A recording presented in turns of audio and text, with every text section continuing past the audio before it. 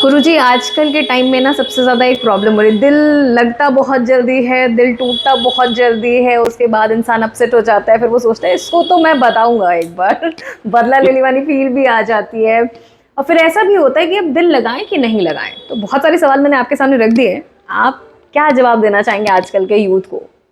देखो, सबसे पहली चीज, जब अगर आपको खुद से प्रेम नहीं होगा तो आप प्रेम बाहर ढूंढोगे। जिस चीज की कमी होगी मैं उसी चीज को तो बाहर ढूंढूंगा ना। तो मतलब मुझे लगता है फिर तो इस दुनिया में कोई खुद से प्यार ही नहीं करता, नहीं, क्योंकि हर कोई प्रेम ढूंढ रहा है ना। मैं खुद से प्यार करता हूँ, खुद से बहुत प्यार करता हूँ। और सच में कह रहा हूँ, मैं 24 घंटे 48 घंटे मैं 7 दिनों तक एक कमरे में बंद हो सकता हूँ, खाना पीना मिल जाए बस रह सकता हूँ, क्योंकि मैं अंदर से भरा पड़ा हूँ, है ना। स्वयं से बहुत प्रेम करता हूँ। अगर इधर प्रेम की कमी होगी ना, खालीपन लगेगा, ओ माय गॉड कोई है नहीं किसको अपने दिल के दर्द को शेयर करूं, तो उस समय मुझे किसी न किसी की जरूरत पड़ेगी। तो भाई समस्या क्या है, मैं भी खाली पड़ा हूं, मैं भी ढूंढ रहा हूं किसी अधूरेपन को भरने के लिए, किसी को ढूंढ रहा हूं, और कोई और भी अपने अधूरेपन को भरने के लिए किसी और को ढूंढ रहा है। ठीक है, दो अधूरे मिलेंगे पूर्ण होने के लिए, लेकिन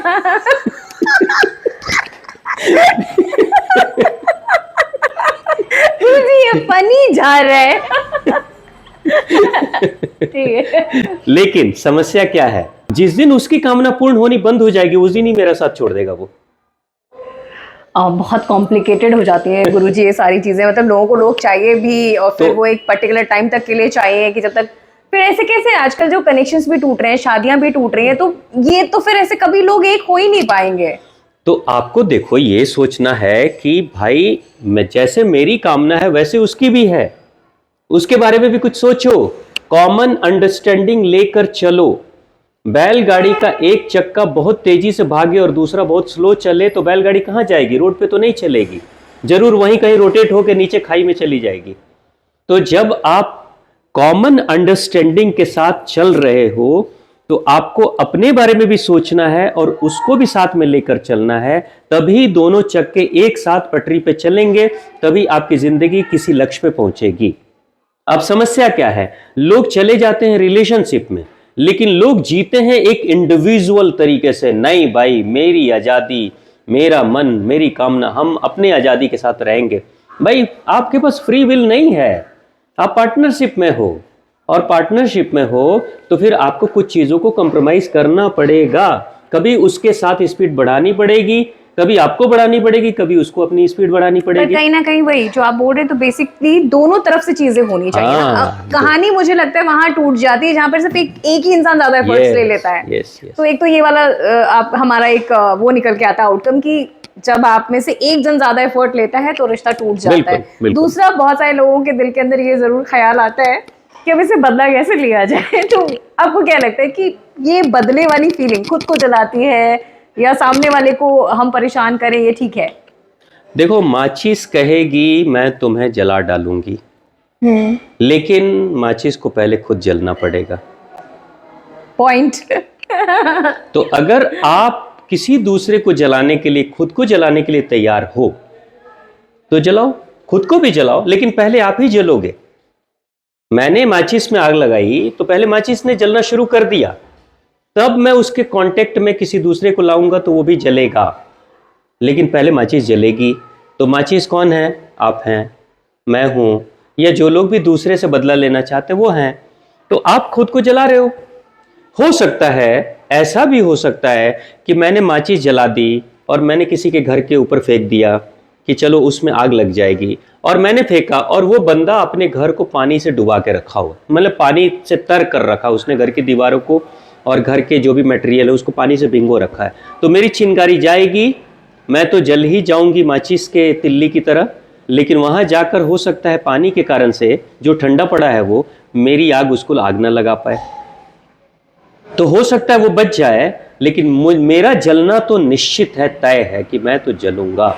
सही बात है, मतलब क्रोध की अग्नि और बदले की अग्नि आपको खुद ही जला देती है। बिल्कुल आप सही। पहले जलना पड़ेगा। तो अब यहाँ पे है कि माफ करें कि बदले लें। आपको अगर जलना है और जलने में आनंद आ रहा है तो जलो, बदला लेते रहो, लेकिन मिलेगा क्या? मैं दो भाइयों की बात बता रहा हूं। एक भाई बहुत बदमाश था, दूसरा भाई बहुत अच्छा था। अच्छा वाला भाई बदमाश वाले को सुधारना चाहता था, और जब जब वो सुधारने के लिए कुछ करता था तो बदमाश वाला भाई कहता था मैं तुमसे बदला लूंगा, मैं तुम्हें सबक सिखाऊंगा, तो वो बदला लेता था, ये उसको सुधारता था। अब होते होते उम्र गुजरी और बड़ा भाई जो था अच्छा वाला वो मर गया, वो चला गया। उसके बाद छोटा वाला बोला अच्छा हुआ मुसीबत टली, चला गया, क्योंकि ये जिंदगी भर मुझे सुधारने के चक्कर में पड़ा हुआ था। लेकिन कुछ ही दिनों के बाद छोटा वाला पागल हो गया। क्यों? क्योंकि जिंदगी भर छोटे वाले ने बड़े वाले से बदले लिए, जिंदगी भर बदला लेने की योजना बनाते रहा, जिंदगी भर बदला लूंगा, ये षड्यंत्र, वो कूटनीति, ये राजनीति, सब कुछ करते रहा। अचानक से वो टारगेट ही मर गया, वो खत्म हो गया बड़ा वाला। अब इसके पास जिंदगी में कोई काम ही नहीं, इसके पास कोई काम ही नहीं बचा। तो काम नहीं बचा तो दिमाग को कोई टास्क नहीं बचा, तो शिथिल पड़ा हुआ दिमाग धीरे धीरे पागल हो गया। और पागल होकर लोगों ने कहा कि बड़े वाले के मरने के बाद ये भी कुछ महीनों के बाद पागल हो गया और मर गया उसके बाद। मतलब इस बात से तो मुझे एक चीज समझ में आती है कि आप अपना फोकस रख कहाँ रहे हो। आपने अगर अपना फोकस गलत जगह रखा हुआ है तो वो गलत चीज आपको बर्बाद तो कर ही देगी। ऑफ कोर्स जिस जगह आपका फोकस होगा वो चीज आपको वैसा ही बना देगी। वो बदले की भावना में था और जब बदला लेने वाली चीज ही नहीं बची तो वो खुद पागल हो गया। गुरुजी एक चीज और होती है, लोग कहते हैं ना कि माफ कर देना बड़ी चीज होती है और बहुत मुश्किल होता है खुद को संभालना। तो कैसे इंसान खुद को संभाले और कैसे माफ कर दे? क्या कहते हैं ना कि उसके कर्मों की सजा तो उसे मिलेगी ही, क्या ऐसा होता है? लोग प्लान करके आते हैं, प्लान करके दूसरों की लाइफ से खेलते हैं, तो लोगों की सेटिस्फैक्शन के लिए बता दीजिए कि क्या उन लोगों को सजा मिलती है? देखो, जो धोखा करता है। मैं अगर आपसे लड़ाई करने के मूड में हूं तो पहले मुझे अपने अंदर लड़ना पड़ेगा हर एंगल से कि मैं कैसे आपसे लड़ाई करूंगा, क्या बोलूंगा, क्या अपशब्द कहूंगा। ये पहली लड़ाई इधर शुरू होगी, तभी मैं बाद में आपके ऊपर लड़ाई कर सकता हूं। ऐसे ही होता है ना, ठीक है। अगर आप किसी को शांत करना चाहते हो तो आपको पहले शांत होना होगा, ऑटोमेटिक, राइट। दूसरी चीज, अगर आप बुरे हो तो आपके सर्टेन वाइब्रेशंस पैदा होते हैं यूनिवर्स में जो और बुराइयों को आकर्षित करते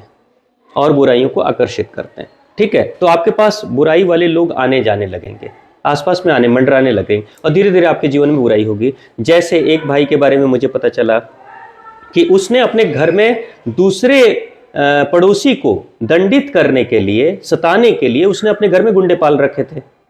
उसके घर में गुंडे आते जाते रहते थे। क्यों? मेरे घर में गुंडे आएंगे, बदमाश लोग आएंगे तो वो सीधा रहेगा, या फिर उसको जब भी जरूरत पड़ेगी हम डराएंगे, धमकाएंगे, मारेंगे, पीटेंगे। ठीक है भाई, चलो वो बेचारा डर के रहता था। लेकिन एक दिन क्या हुआ, गुंडे आते आते इसके घर की जो बड़ी बेटी थी ना, उसको ये गुंडा लेके भाग गया।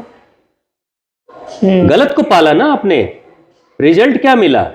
उसको सताया, ठीक है, लेकिन आपकी ही गलती ने आपको सबसे बड़ी सजा दी है। और उसकी इतनी जगहसाई हुई, ऐसी नाक कटी कि उसके बाद से उसने घर में गुंडे पालने ही बंद कर दिए, उनको बुलाना, बुरे लोगों को बुलाना ही बंद कर दिया। तो देखो, माफ करना का मतलब क्या हुआ? ऐसे बुद्ध, महावीर, जैन ये सब कहते हैं माफ करो। माफ करने का मतलब क्या हुआ कि जो फीलिंग आपके अंदर बन रही है ना, क्रोध की अग्नि जो जल रही है, धधक रही है, उसको शांत करो और मन से कहो, जाओ मैं तुझे माफ करता हूं। क्यों? मुझे नहीं जलना, इसलिए मैंने तुम्हें छोड़ा। क्यों? मैं इसलिए कह रहा हूं, देखो मैं किताबी बातें नहीं कर रहा हूं। माफ इसलिए करो क्योंकि आपको पता नहीं कि आपके कुछ शत्रु आपके साथ बुरा करके आपके अंदर कुछ अच्छा विकसित भी करते हैं, जाने अनजाने। हाँ, मैं अग्री करती हूँ इस बात से। और कुछ मित्र आपसे प्यार से मोटिवेट करके, इंस्पायर करके, सहारा देकर आपको आगे बढ़ाते हैं। इसीलिए तो कहते हैं गलत भी आपको सिखाता है और सही तो सिखाता है। तो इस दुनिया में आपके जीवन में शत्रुओं का भी रोल है और मित्रों का भी रोल है। जैसे इसमें सबको थैंक यू भी बोलना चाहिए। ये आप बोलोगे, आप अभी ठीक है, अभी आपके साथ किसी की शत्रुता चल रही है, चलो चलने दो। आपके साथ जो घटना घट रही है, मैंने जो कहा कि माफ करो, छोड़ो। क्यों? क्योंकि आने वाले कुछ सालों के बाद, 20 साल के बाद, 10 साल के बाद पलट कर जब देखोगे इस इंसिडेंट को ना, तो आप देखोगे, अरे मेरे जीवन में ये चीज जो विकसित हुई उस शत्रु के कारण, या मेरे जीवन में ये चीज जो हुई उस मित्र के कारण। जैसे एक एग्जांपल लो, आज हमारे भारत में अच्छे अच्छे प्लेयर्स हैं ना, क्रिकेट तो बहुत फेमस गेम है। क्रिकेट के अच्छे स्टार में गिनती होती है तेंदुलकर की। तेंदुलकर को गॉड ऑफ क्रिकेट बोलते हैं, ठीक है। धोनी है, कोहली हैं। अब एक बात बताओ, तेंदुलकर को क्या भारत की टीम ने सुपरस्टार बनाया? नहीं। गॉड ऑफ क्रिकेट बनाया? किसने बनाया? उनकी अच्छी बैटिंग ने। अच्छी बैटिंग ने। और उस खतरनाक बैटिंग को और तराशने का काम खतरनाक बॉलरों ने किया था ना। हाँ। अब वो बॉलर कौन थे?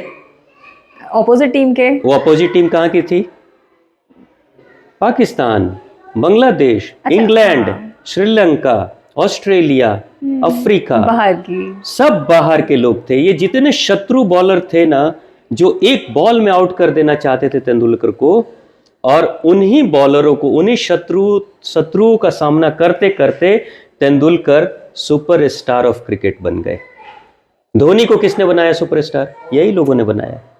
भारत की टीम ने नहीं बनाया। भारत की टीम का मतलब मित्र, भारत का टीम यानी मित्र, प्यार से सहयोग करते हैं। और पाकिस्तान, अफ्रीका की टीम, इंग्लैंड की टीम शत्रुता निभाती है और उसे मार देना चाहती है, उसको आउट कर देना चाहती है। लेकिन उनके दिए गए चैलेंजेस को फेस करते करते करते तेंदुलकर इतना बड़ा क्रिकेट का स्टार बना कि वो गॉड ऑफ क्रिकेट बोला जाता है। बहुत डीप लाइंस हैं, अगर आप इसे समझ पाओ तो आप बहुत कुछ सीख पाओगे। पर गुरुजी, इसमें एक चीज निकलती है, आपने बोला कि शत्रु, ऑफ कोर्स कहीं ना कहीं हमारे भी दिमाग में रहता है कि ये हमसे खेलने आ रहा है। बट कुछ लोग होते हैं जो एक ऐसी प्रेम की खाल ओढ़ कर आते हैं, शायद उन्हें भी नहीं पता होता कि वो आगे हमें धोखा देंगे या नहीं, लेकिन पर वो आपको उस मोड़ पर छोड़ के जाते हैं और शायद ऐसा करके जाते हैं कि आप जिंदगी भर उन्हें भूल नहीं पाते हो। तो उस सिचुएशन में लोग क्या करें? मेरे बहुत सारे फ्रेंड्स हैं जो ये जानना चाहते हैं कि क्या करें ऐसी सिचुएशन में, खुद को कैसे संभालें। लेट्स से फॉर एग्जांपल, आपके साथ एक बार किसी ने धोखा कर दिया प्रेम में, भगवान न करे करे कोई, लेकिन कर दिया। अगली बार वैसे ही लच्छीदार बातों के साथ अगर कोई आएगा और ऑफर करेगा तो आप क्या उसके ट्रैप में फंस जाओगे? बहुत लोग फंस जाते हैं, क्योंकि जैसा कि आपने बताया कि हम अधूरे हैं, तो अपने अधूरेपन को पूरा करने के लिए उस ट्रैप में फिर से फंस जाते हैं। तो भाई गलती आपकी है ना। एग्जैक्टली, यही तो समझना आना है, यही तो समझाना है लोगों को। तो बचपन में जो किताबों में हम एक कहानी पढ़ते थे, बहेलिया आएगा जाल फैलाएगा, भूल से उसमें फंस जाना नहीं, और ये बातें रट रट के कबूतर जाल में फंसते थे, दाना चुंगते थे, जाल में फंसे रहते थे और कहते थे बहेलिया आएगा, दाना डालेगा, जाल फैलाएगा, भूल से उसमें फंस जाना नहीं। तो भाई मूर्खता कबूतर की है कि नहीं? बहेलिया तो अपना काम कर रहा है, राइट? बहेलिया अपना काम कर रहा है। आप अगर अपनी पुरानी घटनाओं से अगर कुछ सीख नहीं रहे हो, ठीक है, बार बार एक ही गलती कर रहे हो, तो फिर मूर्खता आपकी है ना भाई।